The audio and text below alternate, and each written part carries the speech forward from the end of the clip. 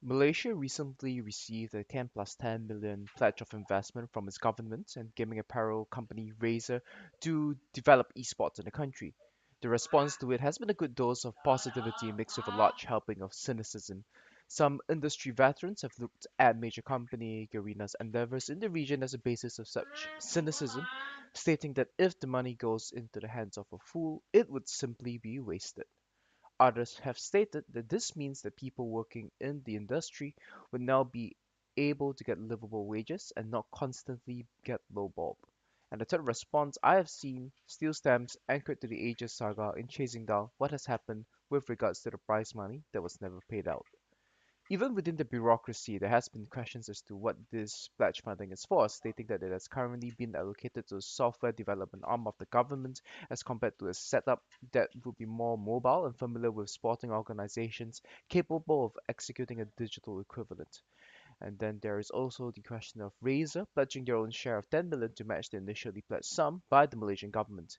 Is this simply a shrewdly brilliant PR move from the Razer CEO in the same vein of pledging to set up Razer Pay across the Causeway in Singapore? PM Lee Hsien Loong of Singapore talked about a push towards a digital payment system, which then had a similar statement of bravado from the Razer CEO. The latest news update for this has said payment system being rolled out in 2019, with DBS, the major banking powerhouse in the region, already rolling out their own payment system within this year itself. That move sure put Razer in the headlines.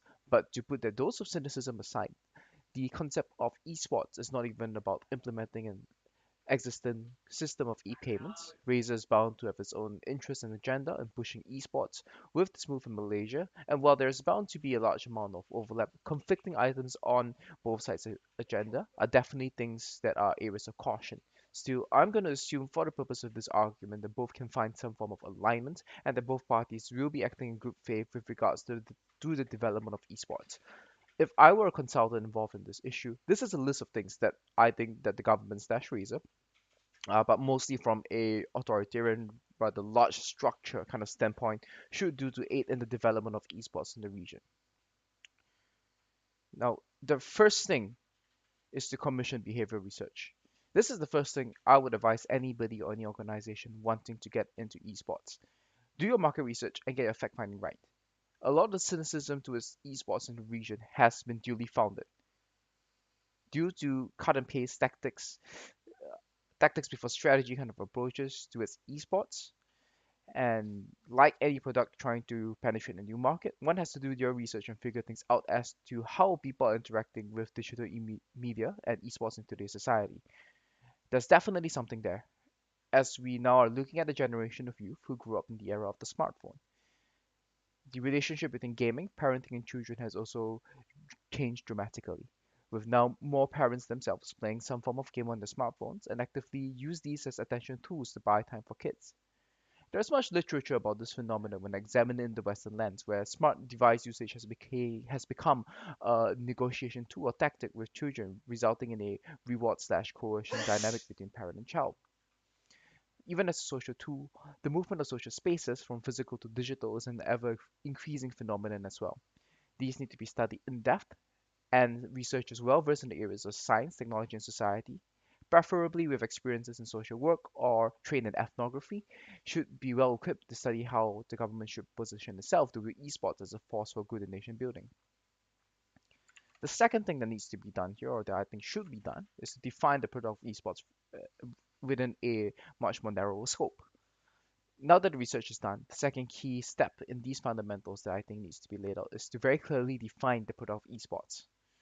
While we always draw allusions to its positioning esports largely as an entertainment type of product, one that acts as a vehicle through which digital advertising space is created, we need to do a much more holistic picture and much more holistic understanding of what esports exactly is. We always talk about the news you report and about how much hype and how much traction esports is gaining, but is that necessarily what creates a revenue source? Is that what necessarily creates and puts money into people's pocket? And is this necessarily a force for good in society or nation building? A while back, we had an article talking about esports as a scam in Asia, or as most people correctly pointed out in the comments, is more accurately described as why esports ends up being a scam in Southeast Asia, and it listed out a list of grievances and wrongdoings that have been inflicted upon the people within the industry. Helping to define esports and scope it better within the national context would allow for greater protections for people within the industry by offering better integration with existing legal and financial systems. In addition to allowing networking to be much more meaningful, with esports people could reach out, exchange ideas with, and learn from contemporaries in similar fields of sports, media, or whichever scope it is. It could be education, it could even be, say, esports as a youth, as being used in areas, maybe even healthcare. I'm not too sure. This depends on the research that's done. So, if anything, my takeaway from people getting the short end of the straw is not that from all those articles that have been written recently and from my personal experience as well, it's not organizers and team owners being manipulative, malicious individuals who are running a cult of sorts, as some of these articles tend to describe them as, but rather one where a mix of good intentions and unfortunately a high amount of incompetency in developing or distinguishing a hobby from a business results in very warped expectations and poor, unsustainable decisions being made. If we can start drawing more uh, effective industry parallels or target to existing associations, this would in part help to safeguard to a degree against such problems. Now, I have to be careful about this though, because this is looking from a large, more kind of a governmental perspective, and the last one you want, and the last thing you want is a sense of corporatism where the government says that this is what you need to do. But there should still be some form of regulations, and this is why I think that there needs to be parallels drawn so that esports can look at the other industries within Malaysia and say that these are the rules that they operate by, and be it unions or whatsoever manpower rules, esports organizations will have to play by the same rules as well. The third thing is to build the safety net and ecosystem. So this brings me to a larger point. If we really need to zoom out and take a look at the big picture of things, when we talk about esports, it's too often a celebration of those who have made it. It's always a mad scramble to explain how a Malaysian player being on the runner-up is of the team on TI bodes well for the nation and the future of esports. But we also often overlook the much larger problem. I'm not one for government intervention, so I'm going to keep repeating this. It shouldn't be directly doing things itself. So this one should not be money directly into the pockets of the people on the ground itself, but how can we invest into things, right? So I'm not one for government intervention in handling how things are directly done with organizations, but when it comes to the social safety net of those who wish to pursue a career of esports, perhaps this is one area in which the most can be done, build the ecosystem.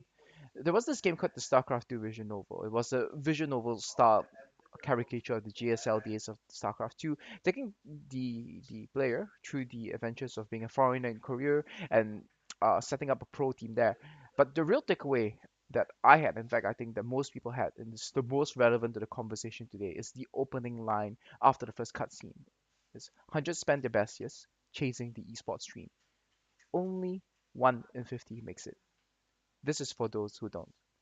And people laugh at it and say, yeah, this is for the losers, this stuff like that. But look at the numbers. 1 in 50 is a very small percentage that we look at, and a lot of people spend a significant amount of time. And we have this huge drop off between people who make it in esports and the people who don't. The way we do things at the moment always looks at the top players, but esports and gaming reaches out to a much larger group of players. I mean, their example was in Korea in StarCraft 2, where they had this so-called the best infrastructure in the world and everything, and it's going to be even a much smaller percentage when we look at the less mature regions of, say, the rest of Asia and in particular Southeast Asia, where esports is a relatively new thing. And this huge gap between those who are trying and those who make it at the moment is a very large issue that needs to be addressed. For me personally, I had the luck and privilege of being able to somewhat make it by some degree within the esports industry, but I'm sure you've heard the stories about the Command and Conquer world champion who went on to spend the next years of his life working the night shift in a convenience store, the Taiwanese ex-League of Legends pro who now sells package lunches under the bridge, and the countless kids who fell out with their parents and damaged their lives in some ways irreparably by chasing the dream. We sold this dream as people within the industry itself, and this is the effect of it. And there are many of these stories that go unheard. And if you do reach out to some of these people who in like the League of Legends context, they make it to Diamond One, they almost make it to the top. And some of these people they even talk about dropping out of school to pursue a career in gaming. What happens to those who don't make it? We all hear about the W story about how he fell off his parents, and uh, I mean there's an upswing to that and a tragic twist to that towards the later stages of that. But if what happens if Double Lift never made it? What happens if Double Lift never made it to a team. He would be on CRG for a while, and then things wouldn't work out. What would have happened to him? Suddenly, there would be this fracture within his family and stuff like that. It is a very common story. It is a very common story. We just don't get to hear about it as much because here's the fact: only 1 out of 50 makes it. 49 times people do damage to themselves, they do damage to their families, they do damage to their future, and there's no safety net to catch them. As much as you want to pursue the hype and sell the esports stream, making sure that it does not do irreversible harm upon a generation of youth should be the top priority, and building a proper ecosystem and finding an achievable ladder for people to properly progress in life while pursuing esports should be part of this. And I just want to get this out of the way because this is something that infuriates me when people always say that, oh, the reason why people in Southeast Asia are not hungry enough is that they aren't all in enough. There's always these things to fall back on and stuff like that. That is the wrong thinking towards that. That is the thinking of very self-destructive behavior, and you end up with very serious burnout because of these kind of things. And when I work with players and when I talk to players, and people always said this is a very big myth that people yeah, their prime is by the time they're 24, and you look at previous trends, yeah, people stop playing games after when they turn 24 years of age. But there's no backing in science. There's no backing in neuroscience that says that the brain slows down after this age. Their reflexes get slower. In fact, the brain actually finishes maturing at 23 and 24. That's when you have a higher attention span.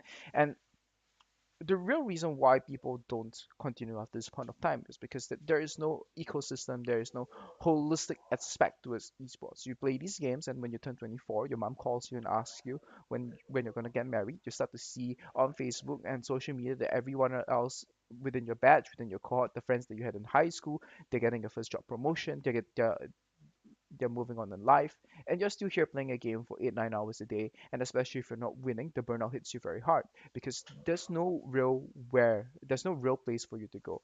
And that's not even mentioning the what I would think is a potential, we might even have a mental health crisis on hand if we talk about the digital age and the way esports plays a part in either tackling that through a higher socialization or continuing to aggravate it in the way that it stacks up this sense of hierarchical dominance structures that can be problematic for people who are not socially adept to navigate. So as to how exactly I would do this, I mean, I don't have all the answers, but I will start by commissioning an esports association that provides training and certification to people within the industry. Now, people always talk about people within this place, and that there's no real fact checking. There's no real everything's word of mouth, everything's connections, but there needs to be some form of transferable skill sets from one industry to another. And I think that providing certification and training, linking up with educational institutions to offer relevant diplomas or training systems that will allow people to move from this industry to another, be it in sports management, media, or even STEM fields. I mean, I honestly think that you need a certain level of logical thinking, and if you're able to succeed to a certain extent in these games, you probably are of a higher IQ in general. And the push organizations and corporations who take a slice of the esports budget or subsidies that will inevitably be rolled out to send the staff and players for such skills future, for use of a technical term, or future proofing type of training to help them better adapt. And I think that this should be the highest priority. And the fourth thing is to get the physical infrastructure down, and it's not just in terms of our buildings. We just talk about internet, right? So I actually started by writing this paragraph with the in all caps, fix your internet, or at least make it cheap and easy and accessible for people across the country.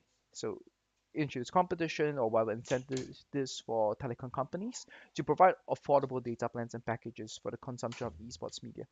Now, there is a big correlation between land shop culture, availability of affordable, stable, high-speed internet, and the nation's success in esports. And this is most clearly evidenced by China, Vietnam, and Korea. I'm currently working in Vietnam, and where for 16 ringgit a month, so about 90,000 Vietnam dong, 16 ringgit a month, so according to the Google conversion, I'm getting about 2 gig of data a day. Consuming video or streaming material while on the go is absolutely no problem for me. So this makes access to esports, gaming, and media content very simple. I don't have more hard facts to back this up, but there has got to be something in there in not having to worry about running out of data and consuming a good portion. and being able to consume streaming content while on the go on a daily basis.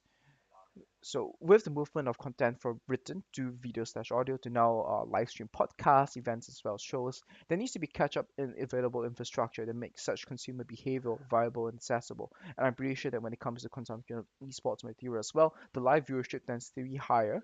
It's compared to the video on demand viewership. I mean, it's not a fair comparison, but uh, because one man is able to accumulate over a longer period of time, but I'm pretty sure that there is a higher inclination towards wanting to catch live shows. So infrastructure that there needs to be something done in this regard to make the consumption of esports type the new age media accessible, cheap, and easy for everyone so that this can succeed. Now, do you agree or disagree with what I propose? I'm pretty sure there can be much more done. So leave a comment or share your thoughts on what you would do with all this money to develop esports. All right.